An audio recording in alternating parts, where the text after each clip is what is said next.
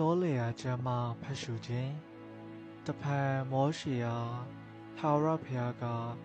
တင်ဒီအာရုန်နှင့်သူ၏သားတို့အားဆင်းဆိုရမည်မှာတင်တို့သည်ဣသရေလမျိုးသားတို့အားကောင်းချီးပေး၍မွေ့ရသောစကားဟုမူကားထာဝရဘုရားသည်တင့်ကိုကောင်းချီးပေး၍ဆောင်မတော်မူပါစေသောထာဝရဘုရားသည်တင်၌မျက်နာတော်အလင်းကိုလွှတ်၍ဂရုဏာကျေးဇူးပြုတော်မူပါစေသောထာဝရဘုရားသည်တင့်ကိုမျှော်ကြည့်၍ချမ်းသာပေးတော်မူပါစေသောဟုဣသရေလမျိုးသားတို့အပေါ်မှာ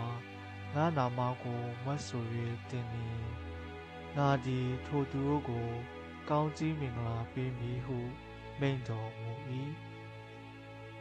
ဘုရားသခင်နှုတ်ကပတ်တော်၏သည်